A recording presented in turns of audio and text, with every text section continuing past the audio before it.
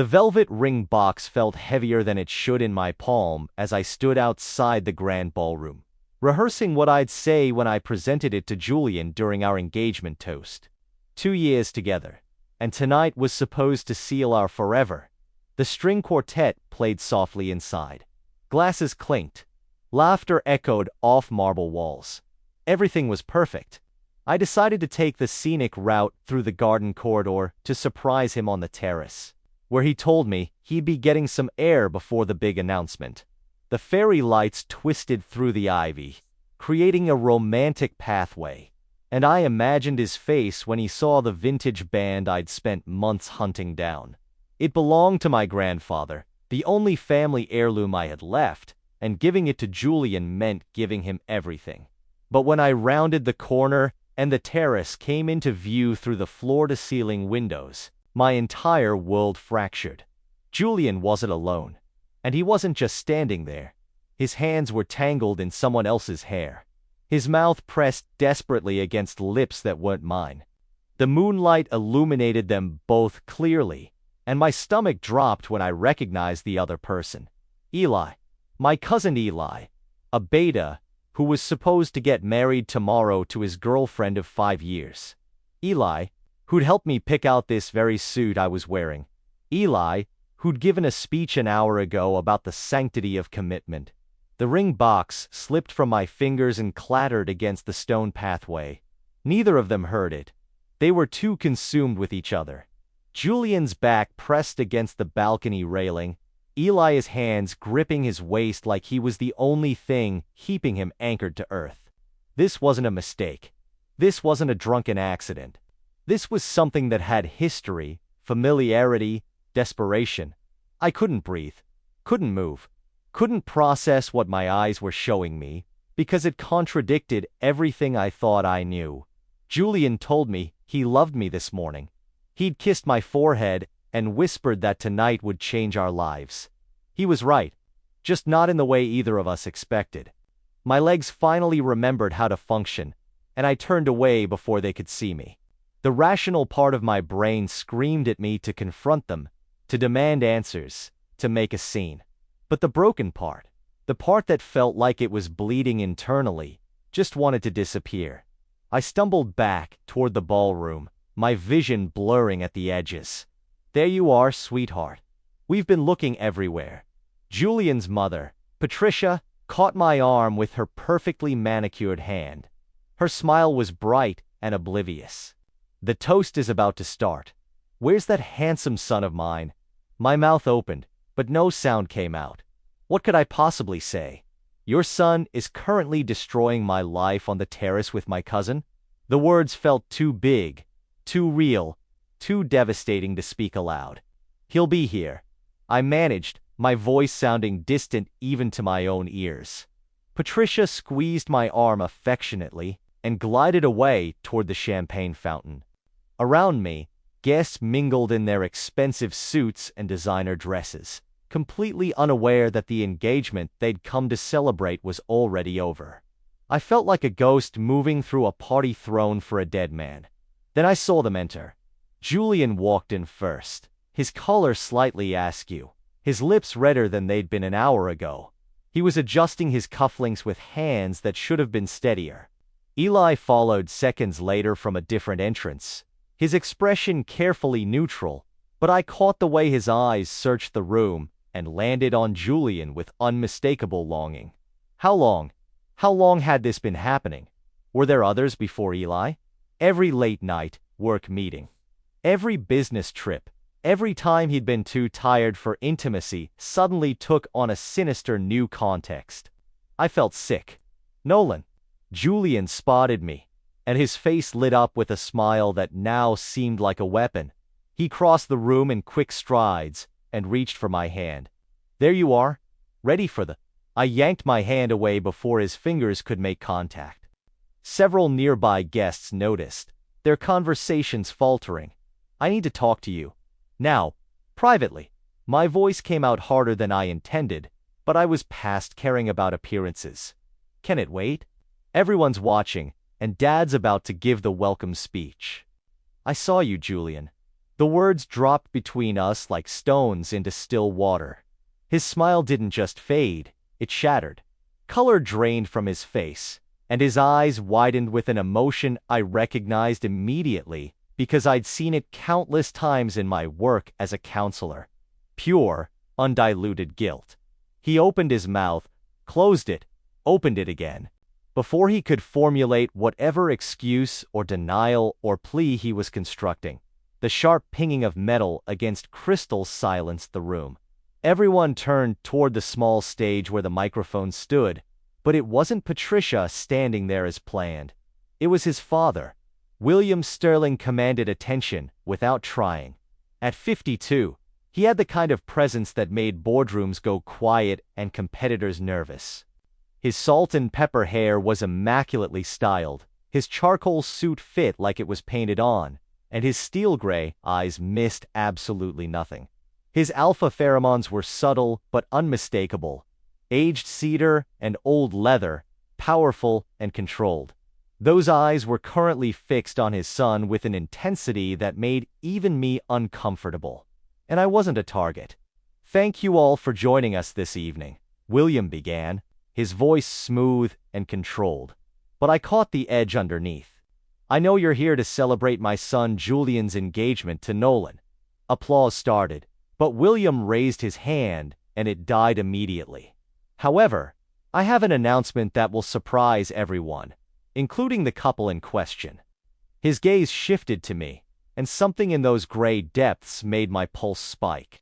"After careful consideration and recent developments that have come to my attention, Julian and Nolan's engagement is cancelled. Effective immediately." The collective gasp that swept through the room sounded like a wave crashing. I felt it rather than heard it, the shock rippling outward from William's words. Beside me, Julian made a strangled sound. "Dad, what are you?" William continued as if his son hadn't spoken. "But there will be a wedding in this house 1 week from today." My heart stopped. Actually stopped beating for what felt like an eternity. I will be marrying Nolan myself. The silence that followed was absolute. No one moved. No one breathed. Even the servers froze with trays halfway to tables. I couldn't feel my legs, couldn't feel my hands, couldn't feel anything except the weight of hundreds of eyes on me and the impossible reality of what had just been said. William's gaze held mine across the room, and in that moment, I saw something I couldn't quite name. It wasn't pity. It wasn't cruelty. It was something far more complex, layered with meaning I didn't have the capacity to decode while my world was imploding. Julian grabbed my arm, his grip tight enough to hurt. "He's lost his mind. Dad, you can't." William descended from the stage with measured steps, pulling his phone from his inner pocket. He tapped the screen twice and held it up. "Security footage from the terrace, timestamp 20 minutes ago. Would you like me to play for our guests, or would you prefer to exit quietly?" I watched the blood drain from Julian's face as understanding crashed over him like a tidal wave. His hand fell away from my arm, and for the first time since I'd known him, he looked genuinely terrified. Not embarrassed, not caught, terrified. "You wouldn't," Julian whispered, but there was no conviction in his voice. "Test me." William's tone could have frozen hell itself. "I've built my reputation on following through with exactly what I say. I'll do it." The tension stretched so tight I thought it might snap and take all of us with it. Then Eli, who'd been trying to blend into the wallpaper near the bar, made the catastrophic decision to move toward the exit. "Stay exactly where you are, Eli." William didn't even look at him, but my cousin froze mid-step like he'd hit an invisible wall. "You're not dismissed." Patricia rushed forward, her earlier joy replaced with barely concealed panic. "William, perhaps we should discuss this privately. Our guests came to witness a commitment." "They witnessed one," William said, his expression not softening even for his ex-wife. "Just not the one they expected." He turned to me, and his voice softened. Just slightly, just enough to be noticeable. "Nolan, please come with me." It wasn't really a request, despite the word please. It was a command wrapped in politeness, and my body responded before my brain could engage. I walked toward him on autopilot, aware of every whisper that erupted in my wake, every phone being raised to capture this disaster, every shocked face turning to follow my movements. William placed a hand on my lower back, professional but unmistakably possessive, and guided me through a side door into a hallway that muffled the chaos behind us. We walked in silence past family portraits and expensive art until he opened a heavy oak door and ushered me into what appeared to be a private study. Floor-to-ceiling bookshelves lined 3 walls. A massive desk dominated one corner, its surface organized with military precision. The 4th wall was entirely glass, overlooking the garden where fairy lights still twinkled like nothing had changed. Like my entire existence hadn't just been rewritten without my permission. William closed the door and leaned against it, and for the first time since his announcement, he looked human, tired. The mask of control slipped just enough for me to see the man underneath the armor. "Before you say anything," he started, his voice losing some of its earlier steel, "I know what I just did was insane. Insane doesn't begin to cover it." I found my voice finally, and it came out sharper than I intended. "You just told a room full of people that you're marrying your son's ex-fiancé. Do you understand how that sounds?" "I understand exactly how it sounds." He moved to a cabinet and poured 2 glasses of something amber. He held one out to me, and I took it because my hands needed something to do besides shake. "I also understand that my son just humiliated you in front of everyone who matters in this city. So your solution is to humiliate him back, using me as your weapon." The whiskey burned going down, but it helped clear the fog in my head. "No." William set his glass down and faced me fully. "My solution is to offer you an alternative to becoming the person everyone pities. The jilted lover who wasn't enough. The one who got cheated on at his own engagement party." He paused, letting the words sink in. "You think those people out there will ever let you forget this? You think you'll be able to walk into any room in this social circle without being defined by what Julian did?"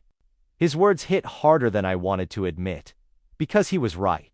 I'd seen it happen to others, watched reputations crumble and identities dissolve into cautionary tales.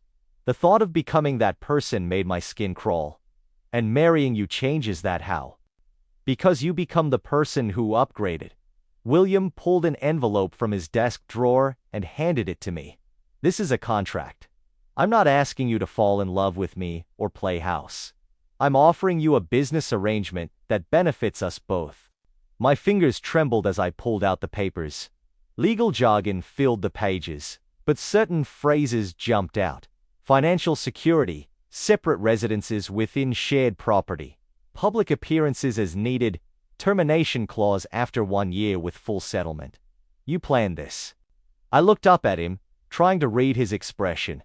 "You had this contract ready?" "I've been watching my son self-destruct for months." William's jaw tightened. "I knew something like this would happen eventually. I didn't know when or how, but I knew Julian wasn't capable of the commitment he promised you. So yes, I prepared for contingencies." "Why me?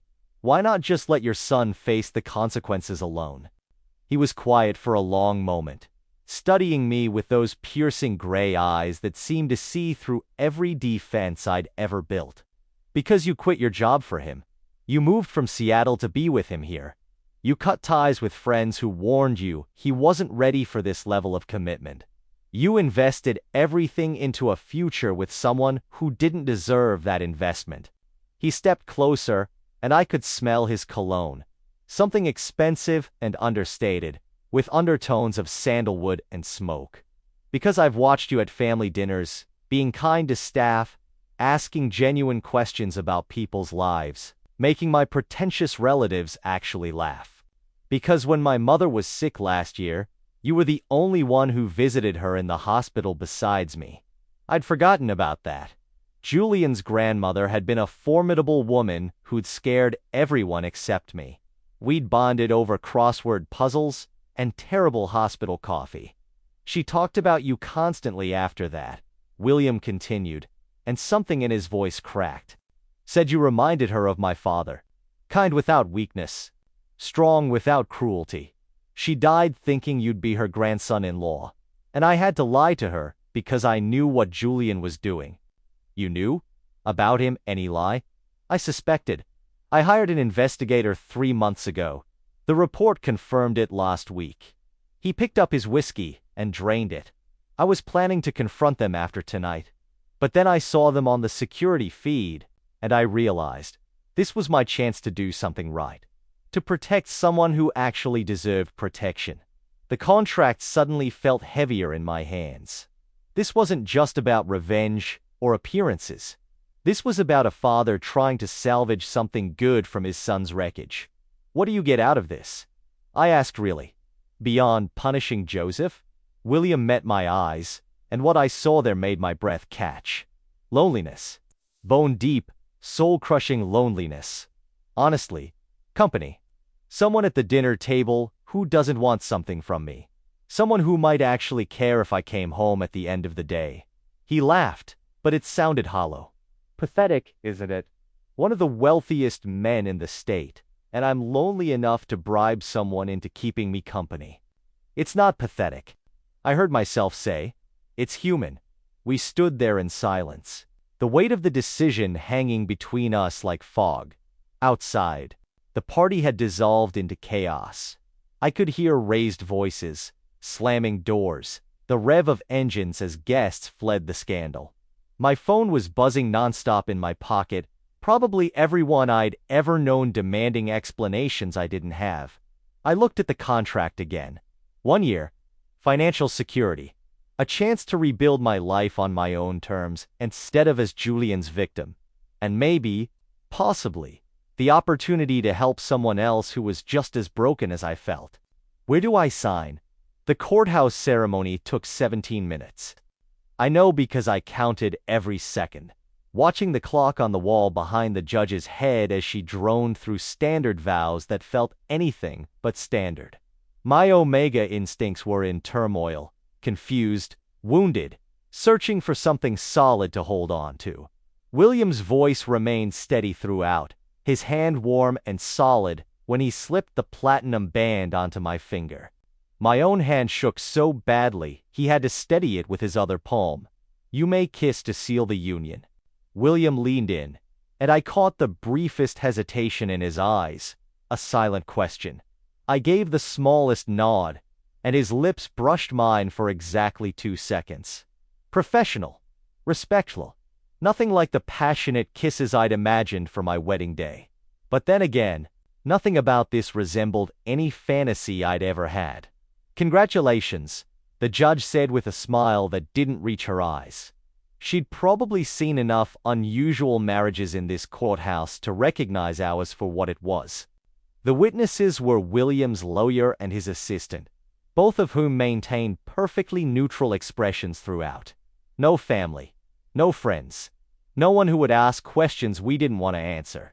The press release would go out tomorrow, carefully worded by William's PR team to make this seem like a natural progression rather than the spectacular implosion it actually was. Ready? William asked as we walked toward his car, and I wasn't sure if he meant for the drive home or for the entire next year of our lives.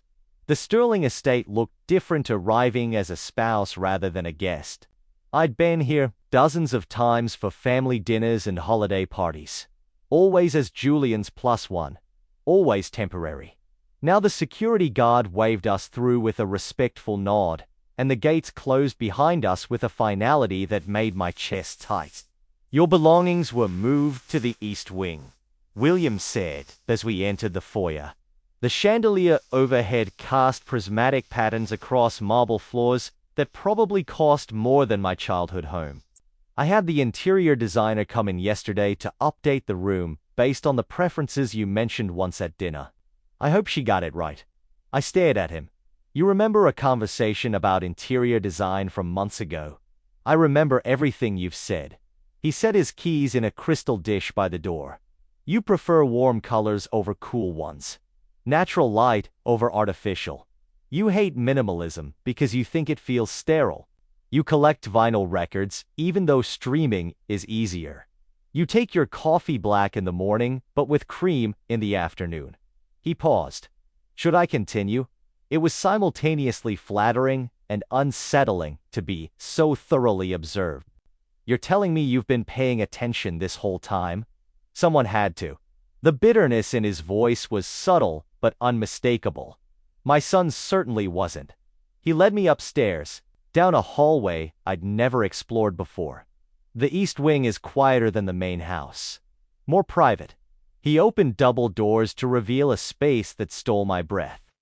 The walls were painted a deep sage green, and wide windows overlooked the garden.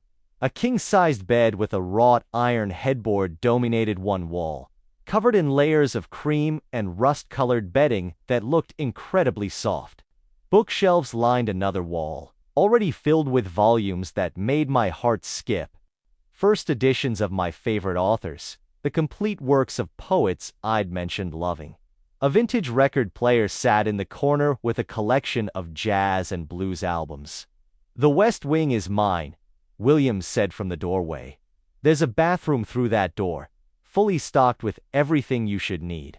If anything's missing, just let Marcus know. He's the house manager. This is too much. I turned to face him, overwhelmed by the care evident in every detail. You didn't have to do all this. Yes, I did. His expression was unreadable. This may be a contract marriage, but you're still my spouse. And you'll be treated as such. That means respect, consideration, and ensuring your comfort. I won't have you feeling like a prisoner in your own home. Our home. The words felt foreign, but not entirely unwelcome. I should let you settle in, he continued, already turning away. Dinner is at 7 if you're hungry. No pressure to join if you prefer space tonight. William. He paused at the threshold. Thank you. For the room. For everything. He nodded once and disappeared down the hall, his footsteps fading until I was alone with my thoughts and 1,000 questions I didn't know how to answer. The first week passed in a strange blur of adjustments. William left for his office downtown at 6 every morning and returned around 8 each evening. We'd have dinner together in the formal dining room, making careful small talk about safe topics, the weather, current events, the quality of the chef's cooking. Never anything personal. Never anything that might crack the professional veneer we'd established. But I noticed things. The way he always asked if I needed anything before leaving.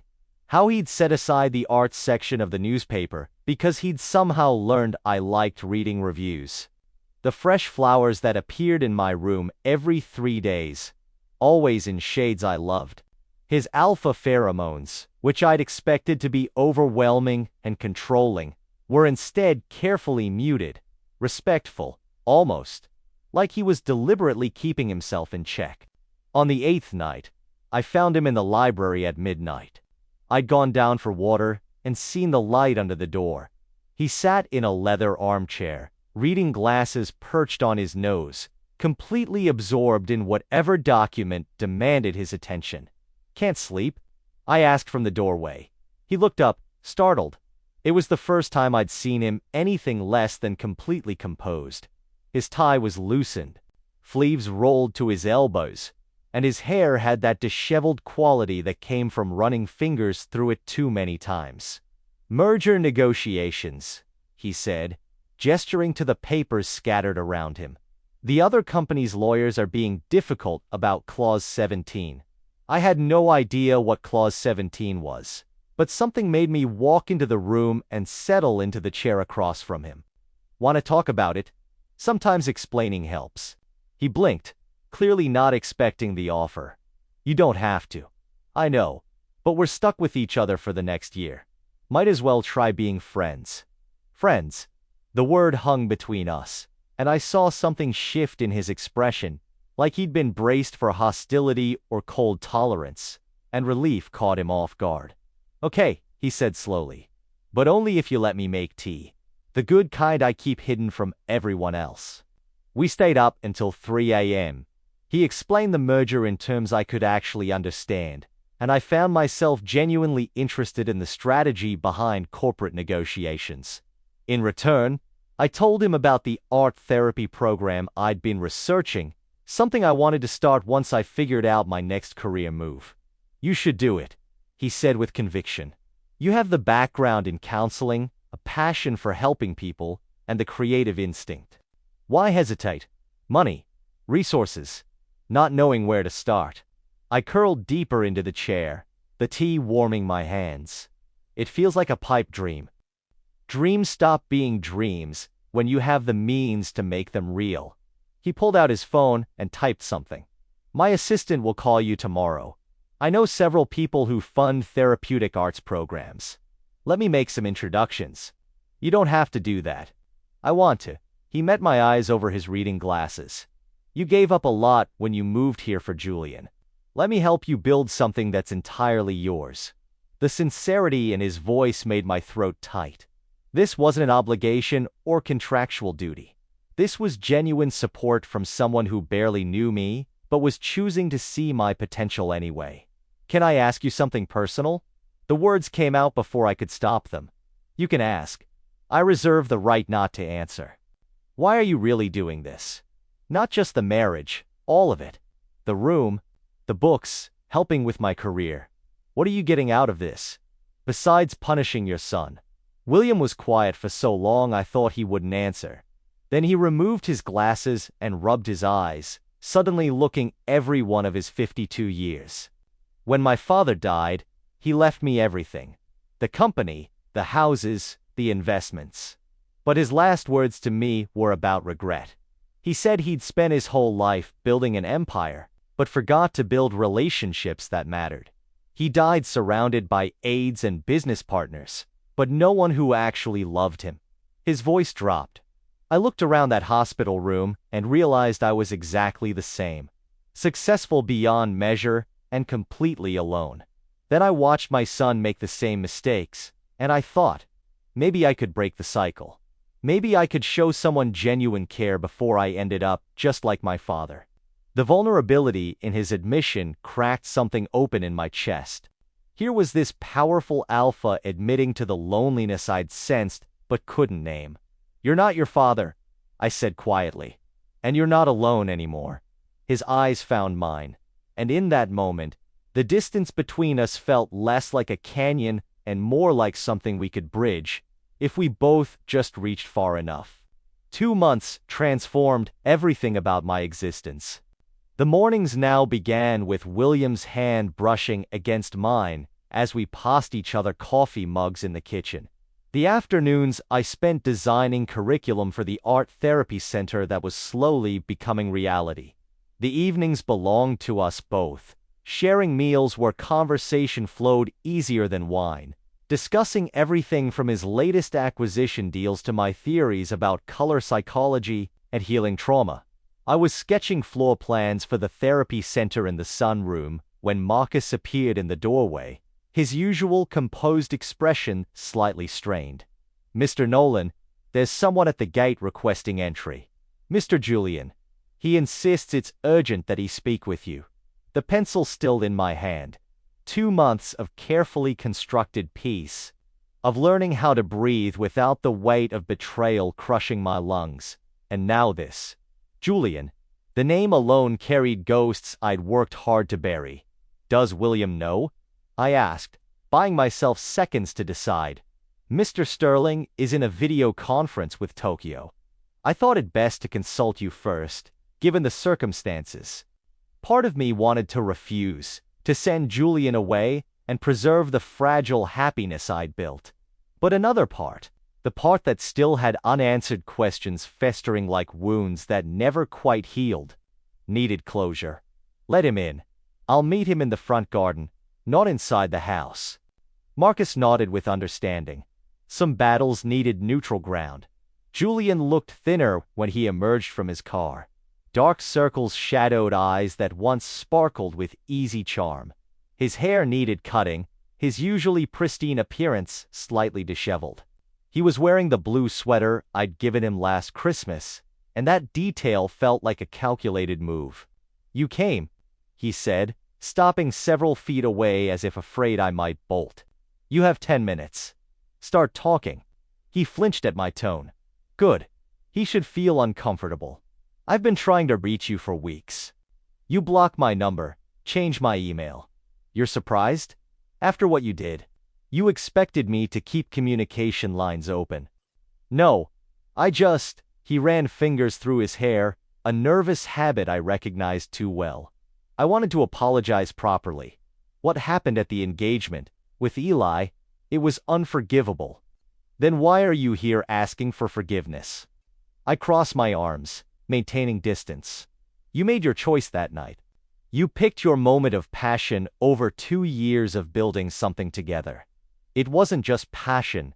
His voice cracked. Eli and I have history. From college, before I met you. It never fully ended. And that's on me, for not being honest with him, with you, with myself. The admission should have hurt more than it did. Instead, I felt oddly detached, like he was confessing sins committed by a stranger against someone I used to be. So you were cheating the entire time? Not physically, but emotionally. Yes. I kept going back to him in my head, comparing everything, wondering what if. You deserved so much better than half my heart. I deserved honesty. The words came out steady, surprising me. If you were confused about your feelings, you should have told me. Instead, you let me plan a future while you sabotaged it from the inside. Julian stepped closer, desperation creeping into his expression. When I heard you married my father, I thought I'd lost my mind. Nolan, he's using you. This is about punishing me, controlling me like he always has. You're caught in a game between us. Your father has shown me more genuine care in 2 months than you managed in 2 years. The truth of it rang clear as I spoke. He listens when I talk, remembers details about things I care about, supports my dreams instead of making me feel small for having them, because he wants something from you. Julian's voice rose. He's a businessman. Everything is a transaction. Whatever he's offering, it comes with strings attached. Maybe. I met his eyes directly, but at least he's honest about his intentions. He offered me a contract with clear terms. You offered me forever while already planning the betrayal. That's not fair. Nothing about this is fair, Julian. Fair would have been you being brave enough to end things before destroying me publicly. Fair would have been choosing to work on yourself before dragging someone else into your mess. He reached for my arm, but I stepped back. The rejection registered on his face like a physical blow. Please, just consider that my father might not have your best interests at heart. Whatever he's told you, whatever he's promised, that's enough. William's voice cut through the garden like a blade through silk. He stood on the terrace, still in his dress shirt and slacks from his business call, but his presence commanded immediate attention. His alpha pheromones were no longer muted. They were sharp, territorial, unmistakably protective. Julian, you've said your piece. Time to leave. Of course you show up to play the hero. Julian's tone turned bitter. This is what you wanted, isn't it? To take everything that was mine and prove you're superior. William descended the steps with measured grace, each movement deliberate. You lost Nolan the moment you chose dishonesty over respect. I didn't take anything. You threw it away. He's my age. This whole situation is twisted, and you know it. Julian gestured wildly between us. You're my father. There are boundaries, lines you don't cross, and you've obliterated all of them. William's laugh held no humor. You want to lecture me about boundaries? After what you did? After I watched you receive endless chances you squandered? After I had to console your mother through tears because her son broke another good person's heart? Mom knows. Everyone knows. The footage made quite the rounds on social media before my team contained it. Your betrayal went viral, and Nolan bore the brunt of that humiliation. So forgive me if I don't feel guilty about offering him shelter from the storm you created. I watched this exchange, feeling strangely removed from it, as if observing a play rather than living through it. Two alphas arguing over me like I was territory to be won rather than a person capable of making my own choices. Both of them turned to look at me. Julian, what happened between us is over. I kept my voice steady. Not because your father forced it. Not because I'm trying to hurt you back. But because I've realized something these past 2 months. I've learned what it feels like to be chosen consistently. To wake up knowing someone values my presence instead of tolerating it. I glanced at William, at the man who had seen me broken and offered me dignity. This marriage might have started as a contract. But it's become something real. At least for me. The confession hung in the air, more for William than Julian. And I watched understanding dawn in those gray eyes. You're making a mistake, Julian said quietly, but defeat colored his tone. Maybe, but it's mine to make. I turned away, walking toward William. Please leave, Julian. There's nothing left here for you. I heard his car start eventually, gravel crunching under tires as he drove away. William's hand found mine, warm and grounding, and we stood together watching the sunset paint the sky in shades of ending and beginning. Silence after Julian's departure felt thick enough to drown in. William and I stood in the garden as twilight deepened around us, neither speaking, both processing what had just transpired. His hand still held mine, and I focused on that connection, that physical reminder that I wasn't alone in this strange situation we'd created. Are you all right? His voice broke the quiet, gentle in a way that made my chest ache. I think so. I turned to face him fully. I kept expecting to feel something when I saw him. Anger, hurt, maybe even residual affection. But there was just nothing, like looking at someone I used to know in another lifetime. William's thumb traced circles on the back of my hand, an absent gesture that somehow felt intimate. Absence of feeling can be more unsettling than pain. At least pain confirms we cared. Did you hear what I told him? About this becoming real? The question emerged smaller than I intended. His expression shifted, vulnerability flickering across features usually so controlled. I heard. Was that just for his benefit? Or did you mean it? I wouldn't have said it if I didn't mean it. My heart hammered against my ribs. These past 2 months, William, they've changed things for me. Changed how I see you. I know we set boundaries, established this as temporary and transactional. But I've been terrible at maintaining that distance. Nolan, let me finish before I lose courage. I squeezed his hand. Every morning, when you leave that newspaper section for me, every time you ask about my day and actually listen to the answer, the way you've connected me with people who can help build the therapy center, how you never push, but you're always there when I need someone.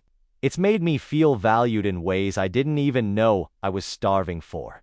William pulled me closer, his free hand coming up to cup my face with heartbreaking tenderness.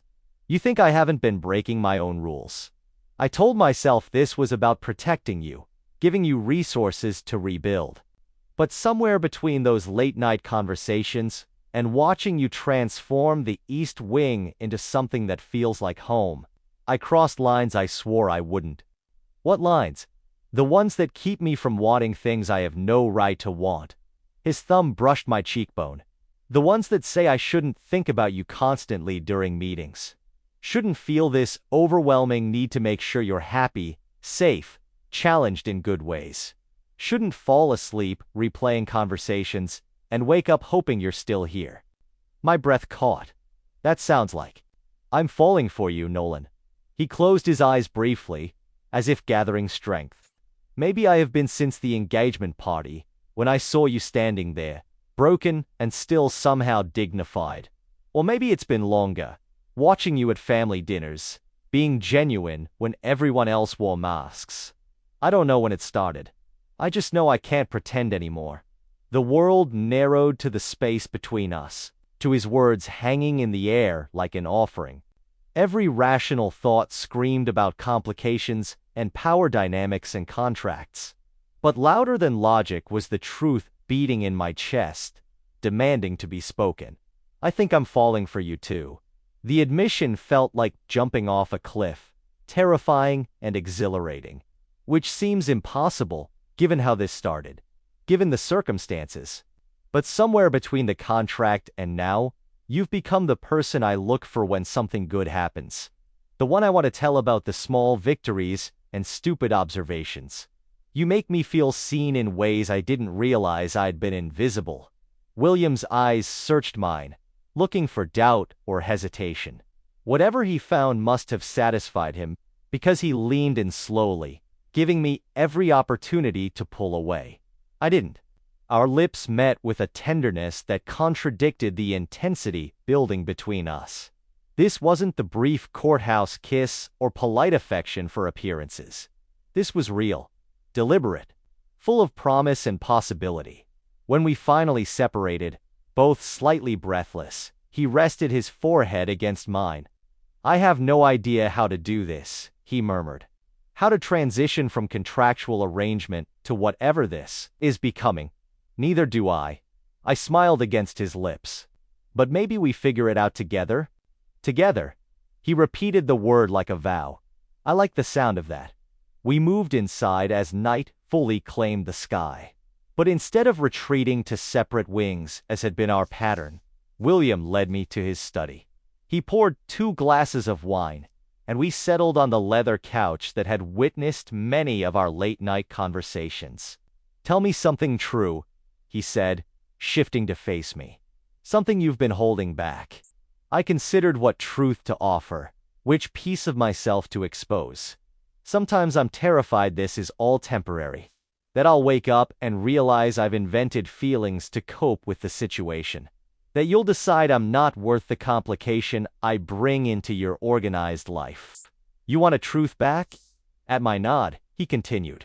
"I'm terrified you'll realize you deserve better than a man who used his power and resources to maneuver you into this arrangement. That you'll see me as manipulative, like Julian claimed, and everything we're building will crumble. We're both scared." I set my wine aside and took his hands. "Maybe that's okay. Maybe fear means we understand the stakes. What do you want, Nolan? If you could design this however you wanted, what would it look like?" The question hung between us, weighted with possibility. I thought about the contract collecting dust in a drawer somewhere, about the 1-year timeline we'd established, all the careful parameters we'd set to keep this manageable. I want to stop counting down to an ending. The words felt risky, but necessary. I want to explore where this goes without predetermined limits. I want to move into your wing, share space and mornings, and everything in between. I want messy and complicated and real instead of safe and contractual. William's grip tightened on my hands. "That's what I want too. Have wanted for weeks. But I didn't think I had the right to ask. So we're doing this? Choosing each other consciously instead of through circumstance?" "Yes." He pulled me into his arms, and I settled against his chest, hearing his heart beat steady beneath my ear. "We're doing this." We stayed like that for a long time, wrapped in each other in the enormity of what we'd decided. Outside, the world continued spinning with all its complications and judgments. Inside, we created something fragile and precious that belonged only to us. 5 months into our marriage, the art therapy center finally opened its doors. The converted warehouse space gleamed with fresh paint and purpose, each room designed to facilitate healing through creative expression. William stood beside me at the ribbon-cutting ceremony, his hand resting on my lower back in that possessive yet protective way I'd grown to cherish. "You built something extraordinary," he murmured as community members and potential clients toured the facilities. "I'm incredibly proud of you." The words settled warm in my chest. The center represented more than professional achievement. It symbolized reclaiming agency over my life, transforming pain into purpose, choosing to create rather than crumble. But the universe apparently had other plans for maintaining my newfound peace. I was locking up the center 3 days after opening when a familiar car pulled into the parking lot. Julian emerged, looking better than he had during his last ambush. but there was still something haunted in his expression that made me wary. "Before you run," he said, hands raised in surrender. "I'm not here to cause problems. I just need 5 minutes. Please." Against my better judgment, I nodded. We stood in the parking lot under fluorescent lights that buzzed with electric persistence. "I've been in therapy," he spoke quickly, as if afraid I'd cut him off.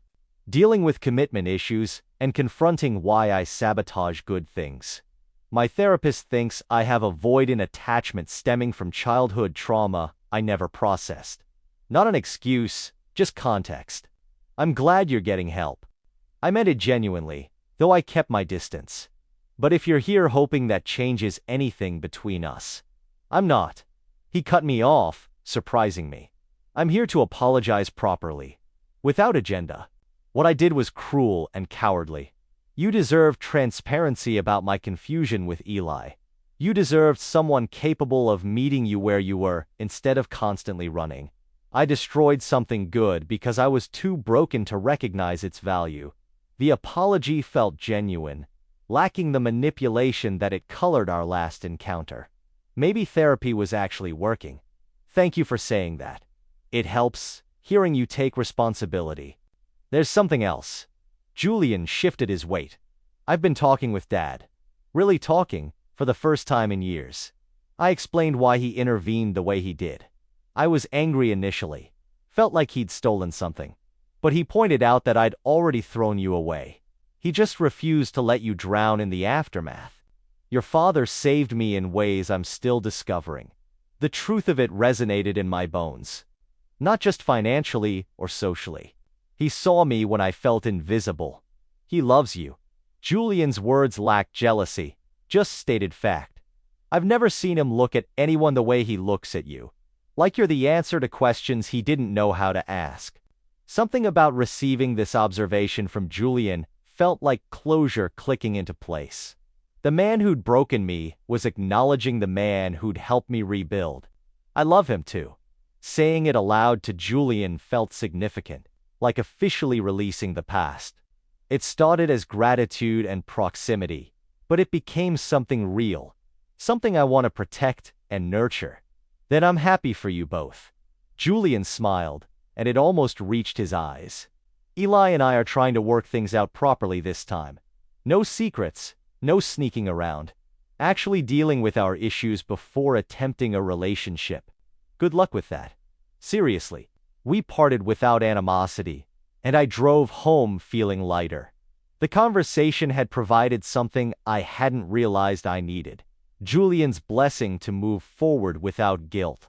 William was waiting when I arrived, anxiety evident in the way he paced the foyer. Marcus said Julian was at the center. "Are you okay? Did he upset you? Come here." I pulled him into an embrace, feeling his tension gradually ease. "I'm fine. Better than fine, actually." He apologized. "We had closure. It's really over now." Just like that. Just like that. I pulled back to meet his eyes. Because there's nothing left to resolve. My future isn't about him anymore. William studied my face, searching for cracks in my composure. "What is your future about?" The question felt weighted with more than casual curiosity. I've been thinking about this for weeks, waiting for the right moment.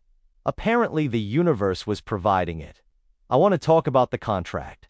His expression immediately shuddered, bracing for rejection. "Wait, let me explain. I want to nullify it. Completely." "You want a divorce?" The words emerged flat, emotionless. But I saw the hurt flash across his features before he could mask it. "No. God, no." I grabbed his hands, needing the connection. "I want the opposite. I want to destroy that contract and build something without expiration dates or termination clauses. I want to marry you again, properly this time. Not because of circumstance or protection, but because I choose you. Because you've chosen me. Because what we have deserves a foundation built on love instead of legal obligations." The transformation in his expression was breathtaking. Walls crumbled, revealing raw emotion he usually kept carefully contained. "You're certain? Because once we cross this line, there's no pretending it's temporary." No safety net of predetermined endings. I've never been more certain of anything. I brought his hands to my lips, kissing his knuckles. You've become my home, William. Not this house. Not the security you provide you. The person who knows how I take my coffee at different times of day.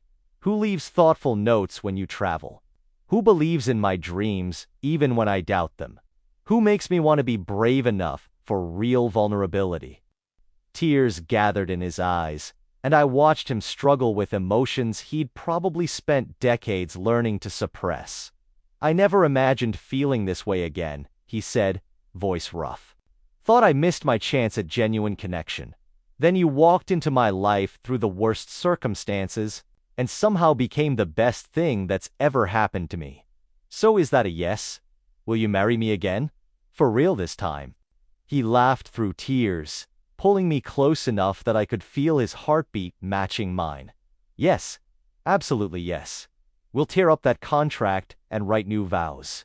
Vows based on choice rather than circumstance. Based on knowing exactly who we are together and wanting more of it. We stood in the foyer, holding each other as evening light faded through windows, making promises that had nothing to do with lawyers or arrangements. This was about two people who'd found each other in wreckage and decided to build something beautiful from the debris. I love you, he whispered against my hair, like a secret, like something precious he'd been hoarding. Not despite how this started, because of who you've been throughout. Patient with my walls. Genuine when others perform. Brave enough to trust again after being shattered. I love you too. The words felt simultaneously enormous and simple. My past with Julian brought me here, but you're my present and future. You're what I choose when all the noise falls away. We renewed our vows 1 month later in the garden where we'd first confronted Julian together. Small ceremony. Only people who genuinely mattered. No cameras, no press, no corporate obligations. Just us. A handful of witnesses, and a quiet certainty that we were exactly where we belonged. William's mother attended, frail now but bright-eyed, clutching my hand and whispering, I knew you'd end up in this family one way or another. His lawyer, Marcus, served as witness. Julian wasn't invited, and didn't seem to expect to be. Some wounds needed more time. I wrote my own vows. Not because I had to, but because I had so much I needed to say. William, I began, holding his hands in mine. I met you at the worst moment of my life. I was broken, humiliated, convinced I wasn't worth choosing. And then you showed up. Not as a savior, not as a knight in shining armor, but as a man who saw my worth when I couldn't see it myself. I swallowed against the emotion thickening my voice. You offered me a contract when I needed stability. You gave me space when I needed to heal. You provided resources when I needed to build something of my own. But somewhere along the way, you gave me something I didn't even know I was asking for. Your heart. William's eyes glistened. I'm not marrying you because I'm grateful. I'm not marrying you because it's convenient or because we already live together. I'm marrying you because you're the first person who ever made me feel like I was enough. Exactly as I am. No performance. No shrinking myself to fit someone else's expectations. Just me. And I love you for that. I love you for everything you are and everything you're still becoming. His hands trembled slightly in mine. So here's my vow. I will choose you every day. Not because I have to, but because I want to. I will support you the way you've supported me. I will be patient with your walls, even as I help you tear them down. I will remind you, every single day, that you are not alone, that you don't have to be strong for me. You just have to be here. I squeezed his hands. I love you, William, and I can't wait to spend the rest of my life proving it. William was quiet for a long moment, visibly fighting for composure. When he finally spoke, his voice was rough with emotion. Nolan, when you walked into that engagement party 2 years ago, I thought you were just another person orbiting my son's chaos. Someone who'd eventually get hurt and leave. But then I watched you. I saw how you treated the staff, how you engaged with my mother, how you never once complained about the family's complexities. He stepped closer. I told myself to stay distant. You were my son's partner. There were boundaries. But then Julian broke you, and something in me broke too. Because I'd seen your worth when he couldn't. And I couldn't stand by and watch you be destroyed by his carelessness. His thumb traced circles on the back of my hand. So, I made you an offer I thought was purely transactional.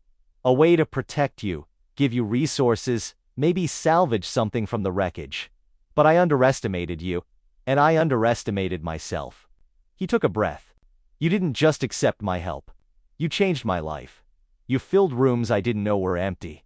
You asked questions no one else bothered to ask. You saw me. Not the CEO, not the wealthy widower, not Julian's father, just me. And somewhere along the way, I stopped pretending this was about contracts. His eyes held mine, steady and sure. So here's my vow. I will spend the rest of my life making sure you never doubt that you're chosen. Not because of obligation, not because of guilt, not because of convenience, but because you are the best thing that's ever happened to me. I will support your dreams, celebrate your victories, and hold you through your failures. I will be your partner in every sense of the word, and I will love you fiercely, stubbornly, endlessly, until the day I die. He smiled, that rare, genuine smile he saved just for me. I love you, Nolan. Thank you for giving an old man a second chance at happiness. The officiant pronounced us married. And when William kissed me, not the brief, professional kiss from our courthouse ceremony, but something deep and full of promise, I felt the last pieces of my broken heart click back into place. I woke this morning to the smell of coffee and the sound of William moving around our kitchen. Our kitchen, I still love saying that. The East Wing had been fully integrated into the main house months ago. The physical walls between us removed along with the metaphorical ones. You're up early, he said when I appeared in the doorway, wearing one of his old sweaters. You're making breakfast. I'm making pancakes. He grinned. They might be terrible. They're always terrible. And yet you eat them anyway. I crossed the room and wrapped my arms around his waist, pressing my face against his back. Because you made them. That's the only thing that matters. We ate breakfast together, laughing about nothing, planning our day. The art therapy center was thriving. William's company was thriving. But more importantly, we were thriving. Choosing each other daily in the small ways that added up to everything. Happy? He asked, as we cleared the dishes. I looked at him, at the man who'd heard me crying, who'd offered me dignity when I had none, who'd loved me into wholeness. Happy, I said. Happier than I ever thought I could be. He kissed me, soft and sure, and I knew, with absolute certainty, that this was exactly where I was supposed to be. The Art Therapy Center celebrated its first anniversary on a sun-drenched Saturday in June. Nolan stood at the entrance, greeting guests as they arrived, clients who'd found healing through his programs, donors who'd funded the expansion, volunteers who'd become like family. The converted warehouse space had doubled in size over the past year, adding a music therapy room and a garden studio for outdoor sessions. It was everything he'd dreamed of and more.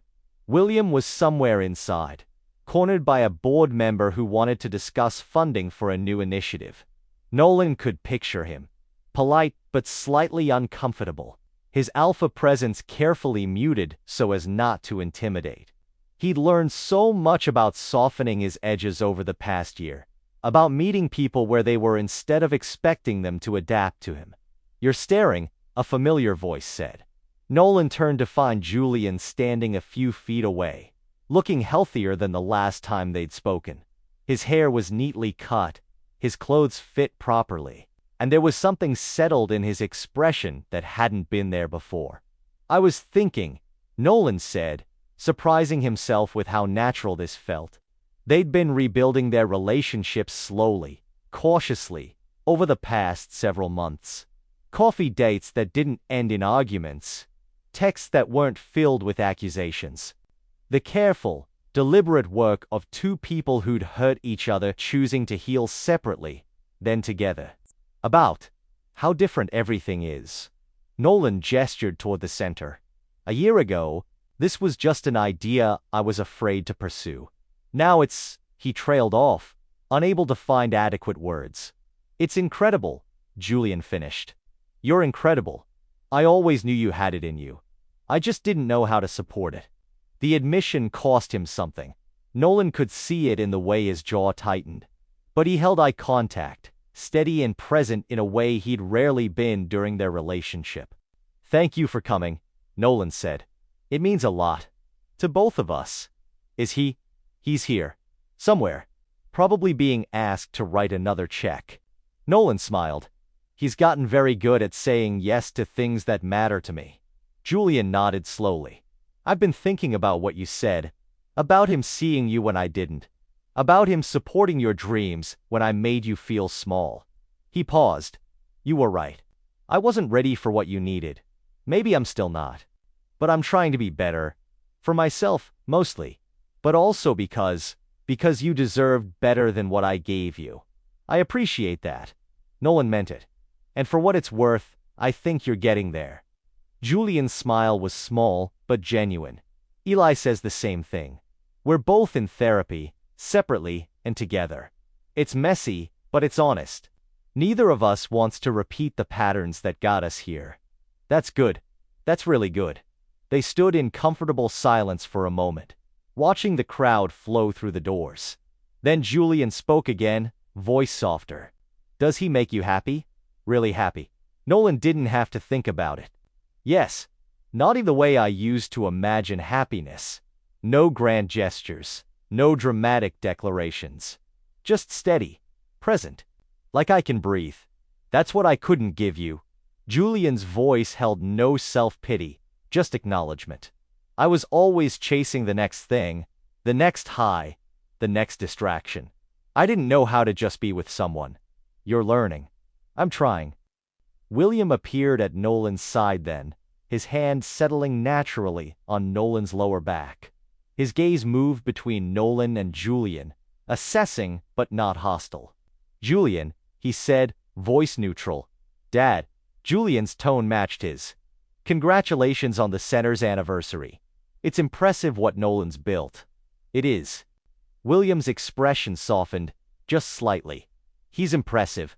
The three of them stood there, an unlikely triangle of complicated history and cautious hope.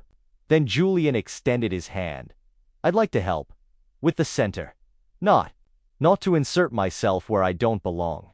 But I have resources, connections. If Nolan's open to it, I'd like to contribute. Nolan looked at William, who raised an eyebrow but didn't object. We can talk about it, Nolan said. No promises, but we can talk.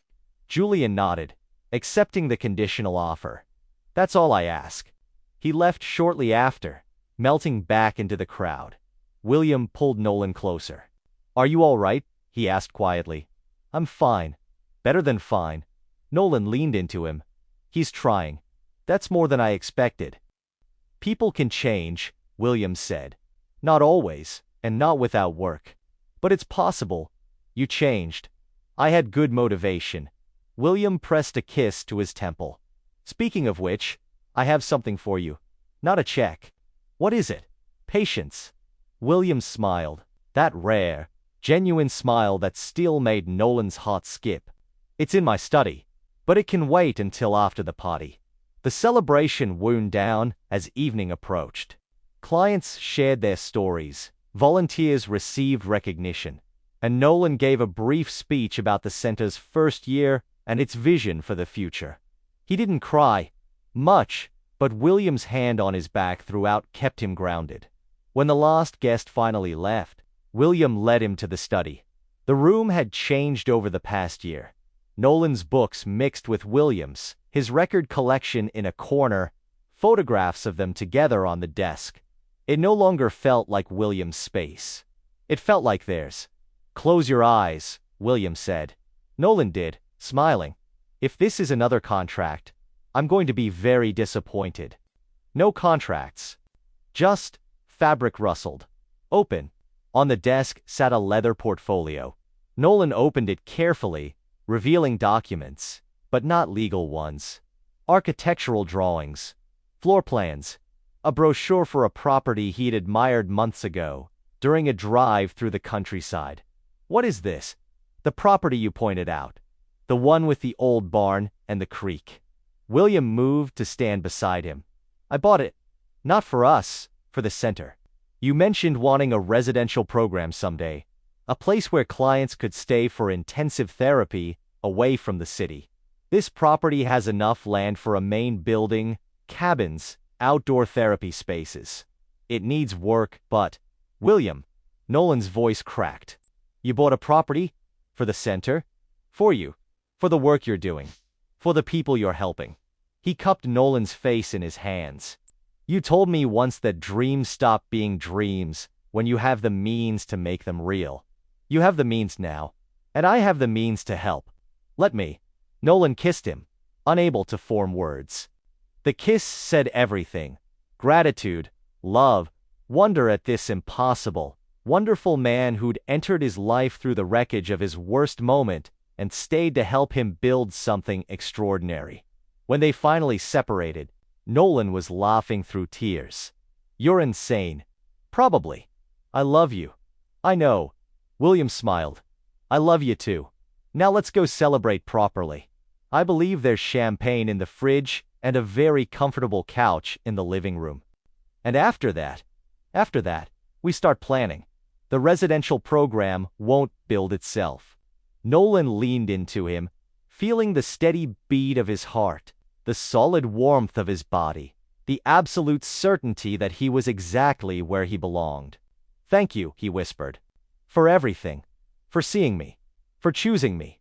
For making me believe I was worth choosing. William's arms tightened around him. You were always worth choosing, Nolan. You just needed someone to prove it. They walked out of the study together, hand in hand, toward a future they were building one day at a time. Not because they had to, but because they wanted to. And that, Nolan thought, was the most extraordinary thing of all.